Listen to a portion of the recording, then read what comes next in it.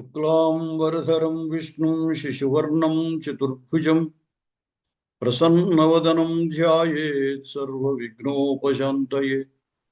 అగజానన పద్మార్కం గజాననమహర్నిశం అనేకదంతం భక్తానాం ఏకదంతముపాస్మహే. వాగీశాద్యాసు మనసః సర్వార్థానాం ఉపక్రమే యన్నత్వా కృతకృత్యాస్యుః తన్నమామి గజాననం. శారదా శారదాంభోజవదనా వదనాంబుజే సర్వదా సర్వదాస్మాకం సన్నిధిం క్రియాత్. గురుర్బ్రహ్మా గురుర్విష్ణుః గురుర్దేవో మహేశ్వరः గురుః సాక్షాత్ పరం బ్రహ్మ తస్మై శ్రీ గురవే నమః. ధ్యాయేన్నిత్యం మహేశం రజతగిరినిభం చారుచంద్రావతంసం రత్నాకల్పోజ్వలంగం పరశుమృగవరాభీతిహస్తం ప్రసన్నం పద్మాసీనే సమంతాత్ స్తుతమమరగణైర్వ్యాఘ్రకృత్యం వసానం విశ్వాద్యం విశ్వవంద్యం నిఖిలవయహరం పంచవక్త్రం త్రినేత్రం. శివాయ గురవే నమః. మహిమ్న స్తోత్రంలో ఈరోజు 8వ శ్లోకం చెప్పుకుంటున్నాం. ఇంతవరకు ఆ ఈశ్వరుడి యొక్క మహిమను గురించి, వారిని మనం ఎందుకు స్తుతించాలి, లేదా మనం ఎంతవరకు స్తుతించగలం, అయితే పరమాత్మ యొక్క అస్తిత్వాన్ని, ఆయన యొక్క మహత్వాన్ని విశ్వసించినటువంటి వారు ఎటువంటి వారు, వారికి మనం ఏ విధంగా సమాధానం చెప్పాలి అనేటువంటి విషయాల్ని ప్రస్తావించడం జరిగింది. ఆ పరమాత్మ యొక్క మహిమ సృష్టి స్థితి ప్రళయములను చేయగలిగినటువంటి శక్తి కలిగినది అని చెప్పాడు. జగదుదయ రక్షా ప్రళయకృత్. ఆయన ఎట్లా చేయగలుగుతున్నాడు? ప్రాకృతమైనటువంటి మానవుడు అట్లా ఎందుకు చేయలేడు అంటే, ఆయనకి దగ్గరున్నటువంటి ఆ మహత్వం, ఆ శక్తి ప్రాకృతమైన మానవుడికి లేదు. కాబట్టి అటువంటి సర్వశక్తి సంపన్నుడు కాబట్టి ఆ మహేశ్వరుడు, ఆ మహాత్మ, ఆ పరమాత్మ ఈ సృష్టి స్థితి లయాల్ని చేయగలుగుతాడు. ఇప్పుడు ఆయన దగ్గర ఏం పరికరాలు ఉన్నాయి, ఏం సామగ్రి ఉంది చేయటానికి అంటే, సగుణ రూపంలో ఈశ్వరుని ఆరాధించేటప్పుడు ఈశ్వరుడికి ఉన్నటువంటి ఆ స్వరూపము, ఆయన దగ్గర ఉన్నటువంటి అలంకారములు అన్నీ మనకి తెలుసు. ఆ విషయాన్ని ఇక్కడ ప్రస్తావిస్తున్నాడు. మహోక్షః ఖట్వాంగం మహోక్షః ఖట్వాంగం పరశురజినం భస్మఫణినః కపాలం చేతి యత్తవ వరద తంత్రోపకరణం సురాస్తాం తాం వృద్ధిం దదతి తు భవద్భ్రూప్రణీతాం నహి స్వాత్మా రామం విషయమృగతృష్ణా భ్రమయతి. ఆయన్ని చూసినప్పుడు మనకి ఆ ఈశ్వరుని దగ్గర ఉన్నటువంటి సామగ్రి ఏం కనపడుతుంది అంటే, మహోక్ష, పెద్ద ఎద్దు కనపడుతుంది, వృషభం. ఖట్వాంగం, ఆయన దగ్గర ఆ వృషభముతో పాటుగా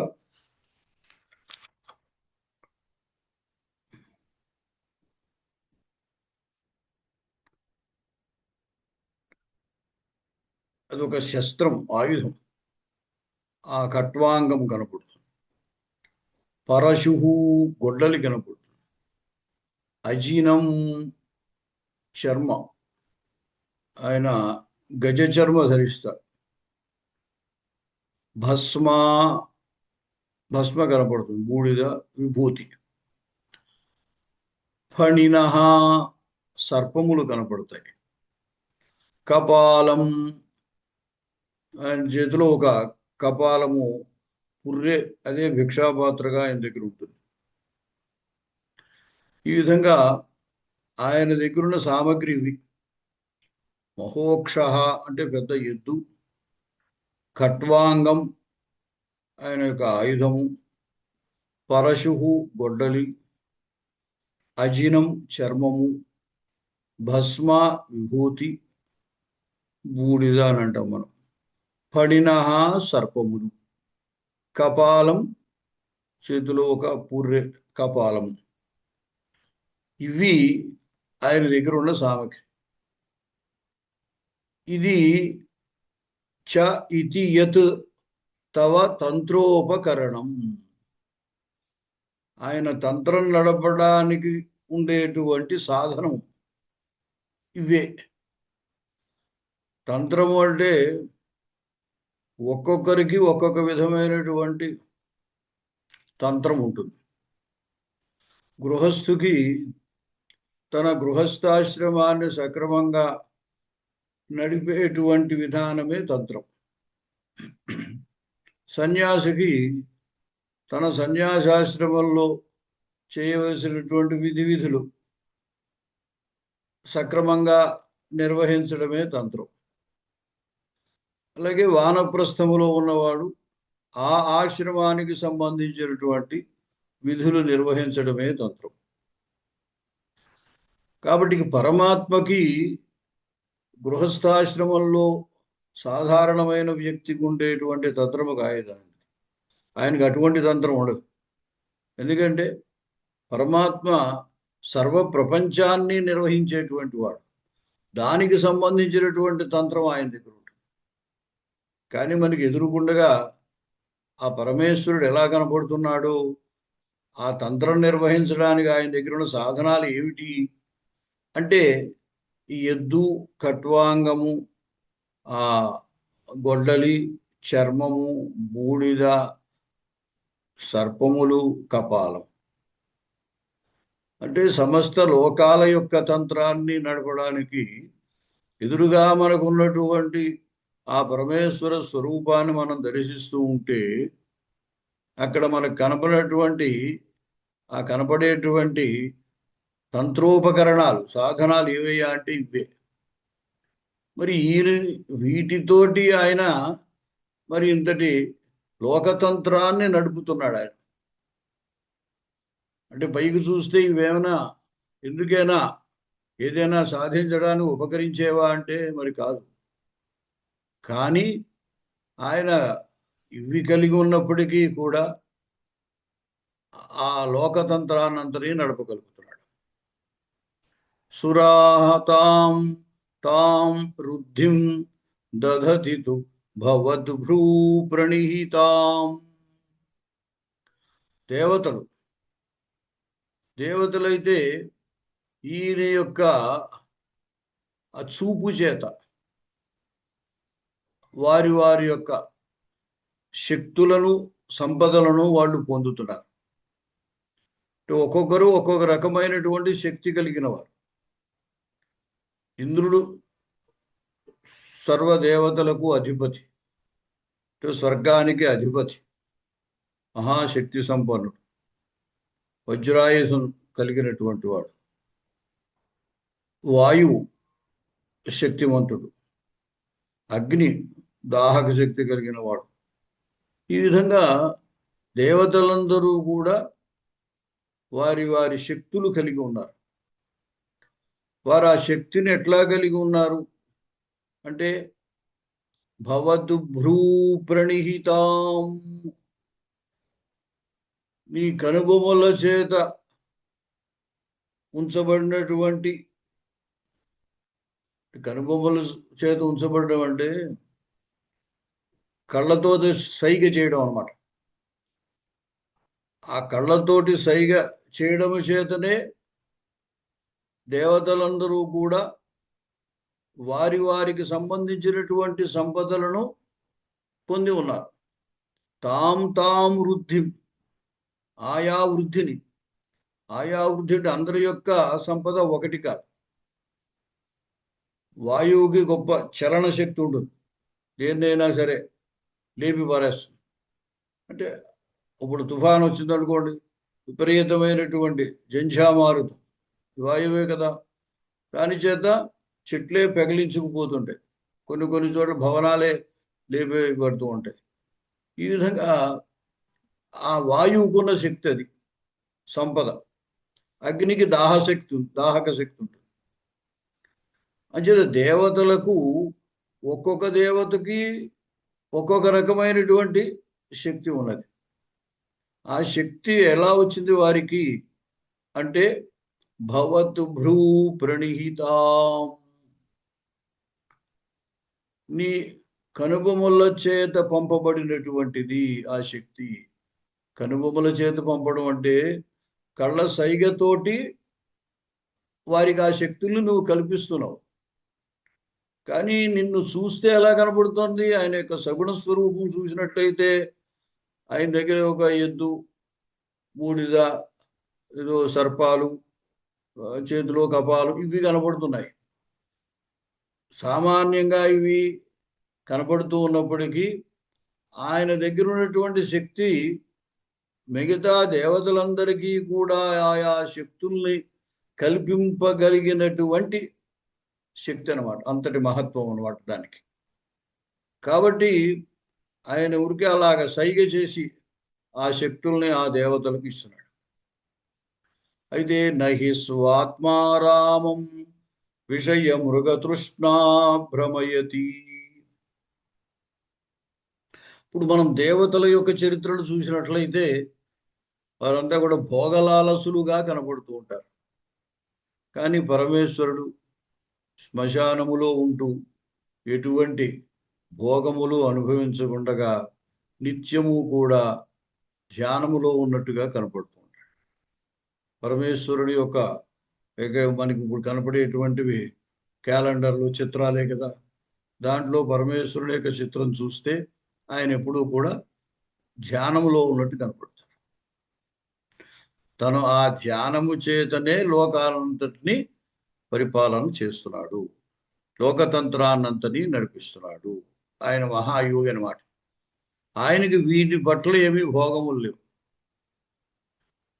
అంచేతే ఐశ్వర్యము కావాలి అనుకున్నటువంటి వాళ్ళు ఈశ్వరుణ్ణి ధ్యానం చేస్తారు. ఈశ్వర భక్తులకి ఐశ్వర్యం బాగా లభిస్తుంది. మనం ఈశ్వరుని చూస్తుంటే ఆయన దగ్గర ఏముండదు, అంటే ఆయన ఏమి ఉంచుకోడు అనమాట. సకల ఐశ్వర్యాలు తన భక్తులకి ఇస్తాడనమాట. ఆత్మయందు రమించేటువంటి వారికి నహి స్వాత్మారామం విషయ మృగ తృష్ణా భ్రమయతి. తన ఆత్మయందు రమించేవాడు, ఆత్మ అంటే పరమాత్మ, తన పరమాత్మయందే తాను ఆనందాన్ని పొందేటువంటి వాడు. స్వాత్మని ఏవ ఆ రమంతే ఇది స్వాత్మా రామా. స్వాత్మని ఏవ ఆ రమతే స్వాత్మా రామ. అంటే స్వాత్మయందే, తన ఆత్మయందే తాను ఆనందాన్ని పొందేటువంటి వాడు. మాయలో ఉన్నట్టయితే జీవుడు, మాయ లేకపోతే ఆత్మ. కాబట్టి ఆ పరమాత్మ యందు నిరంతరము యోగులు ఆనందాన్ని పొందుతూ ఉంటారు. అలాగా ఆత్మయందు ఆనందాన్ని పొందేటువంటి వారికి విషయ మృగ తృష్ణ పట్ల, అంటే విషయ మృగ తృష్ణ వారిని భ్రమింపచేయదు. అంటే వీటిని చూసి వాళ్ళు భ్రమపడరు. విషయములు అంటే మన పంచేంద్రియముల చేత ఏవైతే మనం గ్రహిస్తున్నామో వాటిని విషయములు అంటాం. కన్ను రూపాన్ని గ్రహిస్తుంది, ముక్కు వాసన గ్రహిస్తుంది, నాలుక రుచిని గ్రహిస్తుంది, చెవి శబ్దాన్ని గ్రహిస్తుంది, చర్మం స్పర్శను గ్రహిస్తుంది. ఇలాగ లోకంలో ఉండేటువంటి విషయములన్నీ కూడా ఈ పంచేంద్రియముల చేత గ్రహింపబడతాయి. అంటే ఉదయం లేచిన మొదలుకుని మనం మళ్ళీ రాత్రి నిద్రించే వరకు కూడా ఈ ఇంద్రియముల ద్వారా ఆయా విషయాల్ని గ్రహిస్తూనే ఉంటాం. ప్రవృత్తి మార్గం ఇది. ప్రవృత్తి మార్గంలో ఉన్న వాళ్ళకి ఏమవుతుంది, నిరంతరము ఈ మనస్సుతో పాటుగా ఈ ఇంద్రియాలు ఆ విషయాల్ని గ్రహిస్తూ ఉంటాయి. కాబట్టి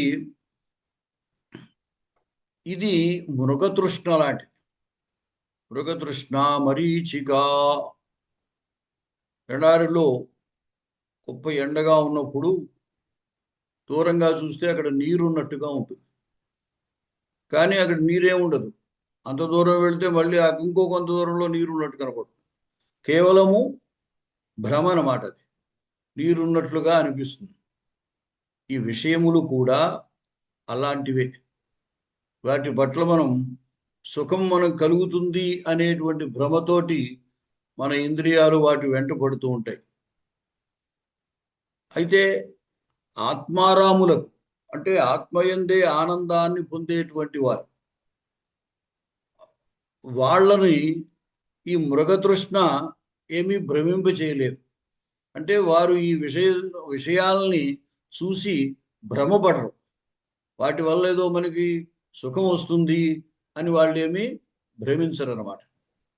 స్వాత్మారామం విషయం మృగతృష్ణ నహి భ్రమయతి. ఈ విషయముల పట్ల ఉండేటువంటి మృగదృష్టి ఉండే, అంటే భ్రమతో కూడినటువంటి ఆశ అన్నమాట. అది స్వాత్మారాముండి, అంటే తన ఆత్మయందే ఆనందాన్ని యోగి అనమాట. ఆత్మయందే ఆనందాన్ని పొందుతూ ఉన్నటువంటి వాడిని నహి భ్రమయతి, భ్రమింప చెయ్యలేదు. అందుచేతనే మనకి ఆ పరమాత్మ అయినటువంటి ఈశ్వరుడు ఎదురుగా మనం కనపడుతూ ఉంటాడు. ఆయన ఎప్పుడూ కూడా తపస్సులో యోగముద్రలో ఉంటాడు. ఈ సంసారం ఆయన్నేమి భ్రమింప చేయలేదు. చూసేవారికి ఆయన దగ్గర చాలా సామాన్లు ఉన్నట్టుగా ఉన్నాయి, సామగ్రి చాలా కనపడుతుంది. కానీ అవేమీ కూడా భోగానికి ఉపయోగించేటువంటి సామగ్రి కాదు. ఆయన దగ్గర ఉన్నటువంటి ఎద్దు కానీ, ఆ పరశువు కానీ, చర్మం కానీ, ఖట్వాంగం అనే ఆయుధం కానీ, బూడిద కానీ, సర్పాలు కానీ, కపాలం కానీ, ఇవేవి భోగానికి పనికొచ్చేటువంటి ఉపకరణాలు ఏమీ కాదు. అందుచేత ఏమిటి, దాన్ని బట్టి మనకి ఏం తెలుస్తోంది అంటే, స్వాత్మారాముడైనటువంటి వాడు విషయాల పట్ల భ్రమపడడు అనేది ఆయన యొక్క ఆ స్వరూపాన్ని చూస్తే మనకి సూచింపబడుతూ ఉంటుందన్నమాట. మహోక్ష ఖట్వాంగం పరశురజినం భస్మఫణినః కపాలం చేతీయత్తవ వరదతంత్రోపకరణం సురాస్తాంతం వృద్ధిం దదతి తు భవద్భ్రూ ప్రణిహితాం నహి స్వాత్మారామం విషయమృగతృష్ణా భ్రమయతి. ఆయనేమీ భోగాలు అనుభవించకపోయినా, భోగముల పట్ల ఆకర్షితుడు కాకపోయినా దేవతలందరికీ కూడా సంపదలు ఇస్తాడు. అలాగే వారి భక్తులు ఎవరైనా ఉంటే వాళ్ళందరికీ సంపదలు ఇస్తారు. వాళ్ళంతా కూడా భోగాలు అనుభవించవచ్చు. దానికి అనుగుణంగా సంపదలన్నీ ఇస్తాడు ఆయన. అయితే వాళ్ళు కూడా యోగులై ఈ విషయ మృగతృష్ణ కనుక వాళ్ళకి లేకపోతే, అంటే భోగలాలసత, విషయాసక్తి లేకపోయినట్టయితే వారు కూడా ఆనందాన్ని పొందుతారు. భోగములు వారు కూడా అనుభవించరు. అందుచేత ఏం చెప్తున్నాడు చివరిలో, ఆత్మారాముడైనటువంటి వాడిని ఈ విషయ మృగ తృష్ణ భ్రమింప చెయ్యలేదు. అంటే ఆత్మారాములైన వాళ్ళు ఈ విషయాల పట్ల ఆకర్షితులు కారు. వాటి వల్ల మనకేదో సుఖం వస్తుంది అని వాళ్ళు భ్రమపడరు అని చెప్తున్నాడు. దీంట్లో ఆయన ఈశ్వరునికి ఏ విషయాలు చెప్పాడో అటువంటివి అవన్నీ కూడా విష్ణువు కూడా అన్వయిస్తాయి. వాటి యొక్క అర్థం కొంచెం కొంచెం మార్పు చేసుకోవాల్సి వస్తుంది. వరద ఉభయులకి సంబంధించింది. వరములను ఇచ్చేటువంటి వాడు పరమాత్మ. సగుణాకారంగా మనం ఆయన్ని ఆరాధన చేసేటప్పుడు మనం ఉన్నటువంటి కోరికల్ని ఆయన తీరుస్తూ ఉంటాడు. కాబట్టి ఈశ్వరుడైనా శివుడైనా ఉభయులు కూడా వరదులే. మహోక్ష, ఈయన దగ్గర, మన ఈశ్వరుడి దగ్గర పెద్ద ఎద్దు ఉంది వాహనంగా. విష్ణువు దగ్గర సుదర్శన చక్రం ఉంది. అక్ష అంటే, అక్షం అంటే చక్రం. మహోక్ష, గొప్ప శక్తి కలిగినటువంటి సుదర్శన చక్రం ఉంది ఆయన దగ్గర. ఖట్వా, శయ్య. ఖట్వా అంటే మంచం, శయ్య.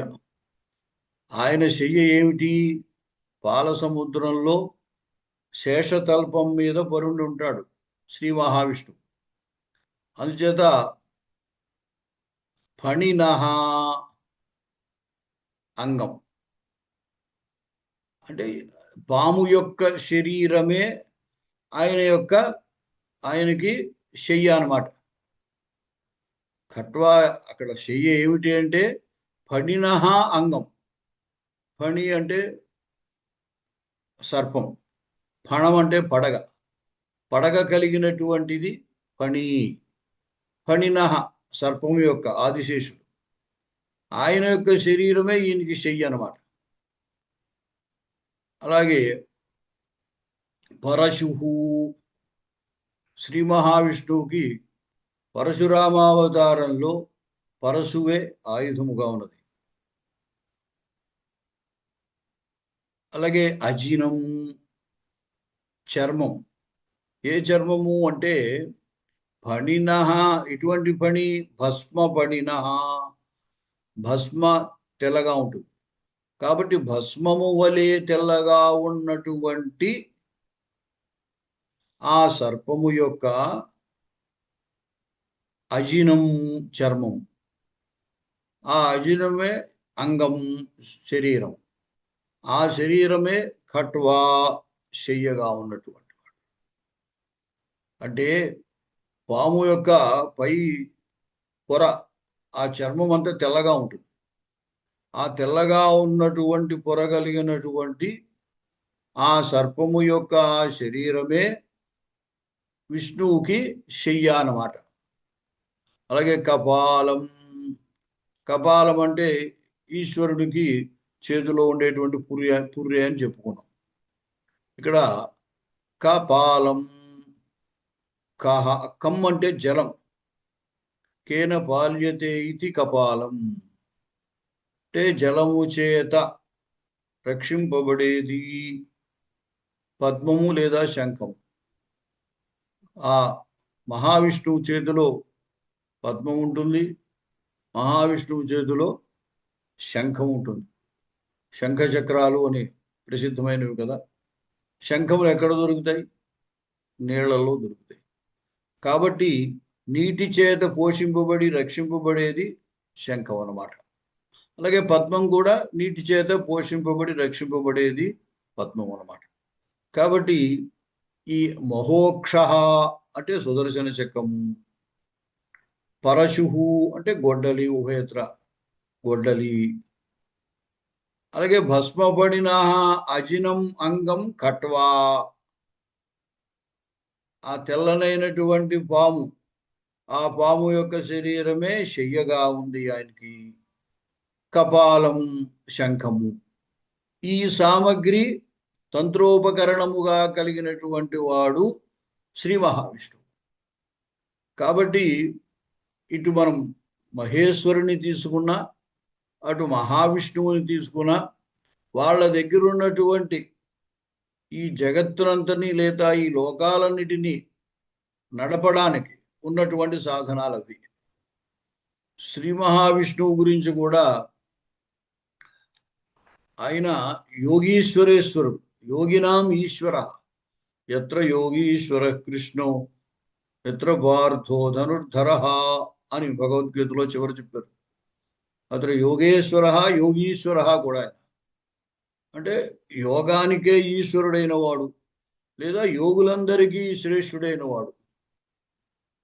అంటే ఆ శ్రీ మహావిష్ణువు పరమయోగి అనమాట. అంటే ఏమిటైంది? నరనారాయణ అవతారం బదర్గావనంలో తపస్సు చేస్తారు. అప్పుడు నారాయణుడిగా ఉన్నాడు ఆయన. ఆయన పరమయోగిగా ఉన్నాడు. అందుచేత ఆయన పరమయోగి, ఇటు ఈశ్వరుడు యోగే. కాబట్టి వీళ్ళకి ఈ లోకతంత్రాన్ని అంతని నడపడానికి ఉన్నటువంటి సామగ్రి అన్నమాట. వారు దేవతలందరికీ ఆయా శక్తుల్ని ఇస్తున్నారు, ఆయా సంపదలను ఇస్తున్నారు. అదే కనుక మానవుడు విషయభోగాలు పట్ల ఆసక్తి లేకుండగా తన ఆత్మయందు, అంటే పరమాత్మయందు, ఆయన యోగులు ఎప్పుడూ కూడా ఆత్మారామా అంటారు వాళ్ళని. అంటే పరమాత్మయందే వారు ఎప్పుడూ నిరంతరము ఆనందాన్ని పొందుతూ ఉంటారు. యోగ దృష్టి చేత ఆ పరమాత్మనే చూస్తూ ఆనందాన్ని పొందుతూ ఉంటారు అన్నమాట. అటువంటి వాళ్ళు ఈ విషయ సుఖాల పట్ల ఆకర్షితులు కారు. అంచేత ఈ విషయములైనటువంటి ఈ మృగతృష్ణ ఆత్మారాములైనటువంటి యోగులను భ్రమింప చెయ్యజాలదు అని చెప్పాడు.